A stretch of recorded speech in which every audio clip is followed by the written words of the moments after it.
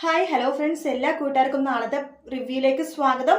നാളെ അങ്ങനെ പ്രകാശൻ അണിഞ്ഞൊരുങ്ങി അങ്ങനെ രജിസ്റ്റർ ഓഫീസിലേക്ക് പോകണം. പ്രകാശൻ, അമ്മുമ്മ, വിക്രം ഒരു വണ്ടിയിലാണ് പോണത്. പ്രകാശിന്റെ കൂട്ടുകാരെല്ലാം വേറൊരു വണ്ടിയിലെ. പ്രകാശാണ് എല്ലാവർക്കും വണ്ടിയും കാര്യങ്ങളൊക്കെ അറേഞ്ച് ചെയ്ത് കൊടുക്കുന്നത്. അങ്ങനെ രാവിലെ തന്നെ 10 മണിക്കാണ് മുഹൂർത്തമെങ്കിൽ 9 മണിക്ക് തന്നെ രജിസ്റ്റർ ഓഫീസിൽ എത്തുവാണ് പ്രകാശൻ.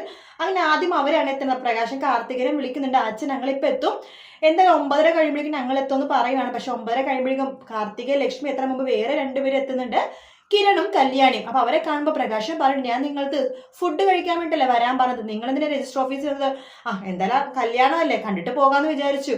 എന്നാലും ഇത് വളരെ മോശമായി, വരാൻ പാടാത്ത കാര്യങ്ങൾ നീ വരാൻ പാടില്ലായിരുന്നു, നിങ്ങളൊക്കെ അവശകുനമാണ്. ഇവിടെ ലക്ഷ്മി ഭയങ്കര കോടീശ്വരന്മാർ വരുന്നൊരു സംഭവമാണ്, എന്റെ കല്യാണം മുടക്കാൻ വേണ്ടി വരുന്നതാണ് നിങ്ങൾ വന്നത്.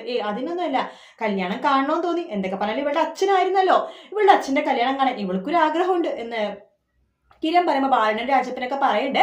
പോട്ടെ പ്രകാശ്, അവരുടെ വഴക്കൊന്നും വേണ്ടതെ. ലക്ഷ്മി അങ്ങനെ ഈ സമയത്ത് കയറി വന്നു കഴിഞ്ഞാൽ അവരുടെ നാണക്കേടാണ്ട് നീ വഴക്കുണ്ടാക്കണം, കണ്ട നീ മിണ്ടാതിരിക്കുന്നൊക്കെ പറഞ്ഞിട്ട് പ്രകാശിനെ അടക്കി നിർത്തുവാണ്. അതിനുശേഷമാണ് പ്രകാശൻ അങ്ങനെ കളിച്ചിരി തമാശകളൊക്കെ പറഞ്ഞിട്ട് അങ്ങനെ നിൽക്കുവാട്ടോ. നിൽക്കുമ്പോഴേ പെട്ടെന്ന് രജിസ്റ്റർ ഓഫീസിന്റെ സൈഡിലേക്ക് നോക്കുമ്പോൾ അവിടെ ലക്ഷ്മി നിൽക്കുന്നത് കാണുന്നത്. ഇത് ലക്ഷ്മി തന്നെയാണോ എന്ന രീതിയിൽ പ്രകാശൻ ഒന്നും കൂടി നോക്കുന്നുണ്ട്. അതേ ലക്ഷ്മി തന്നെയാണെന്ന് അറിയുമ്പോൾ പ്രകാശിനെ എന്ത് ചെയ്യണമെന്ന് അറിയില്ല. അപ്പോഴേക്കും അവിടെ പോലീസ് വണ്ടി വരുന്നുണ്ട്, പ്രകാശിനെ തൂക്കിയെടുത്തുകൊണ്ട് പോകുന്നുണ്ട്.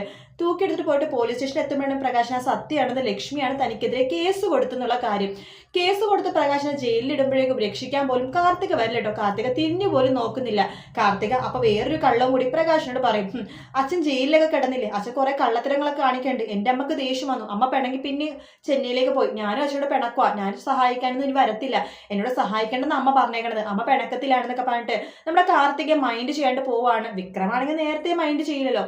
എന്തായാലും പ്രകാശ് ശരിക്കും പെടാൻ പോകുന്ന ഭാഗം തന്നെയാണ് കേട്ടോ നമ്മൾ ഇനി അടുത്ത ആഴ്ച കാണാൻ പോകുന്നത്.